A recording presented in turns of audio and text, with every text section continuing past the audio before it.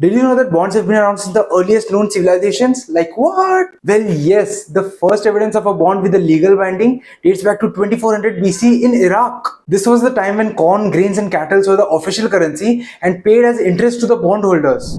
Here's how a bond looked like back in the day on a stone tablet.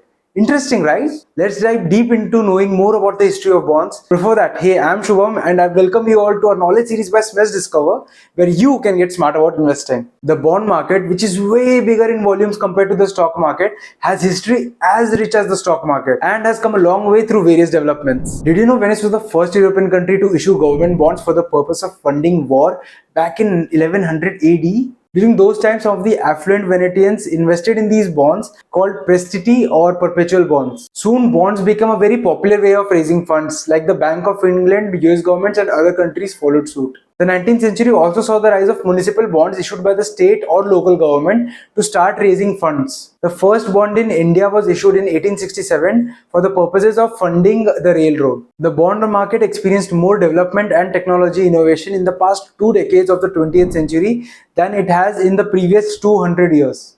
Initially, the bonds were delivered physically to the investors, but now they are issued electronically. Now, let's talk about the present Indian bond market. And the whole bond market is regulated by SEBI, or the Security and Exchange Board of India. And each bond is assigned a particular ISIN, or International Securities Identification Numbering System. See how over the years bond has emerged as one of the most sought after ways to raise funds by the governments and large corporations. Along with the increased reliance of the public sector corporations on the bond market, the corporate sector heavily relies on raising capital through bonds. Well, I hope you enjoyed this biography of bonds and I hope you are excited to start your investment journey into it. Visit smest.in and take the next step towards investing wisely.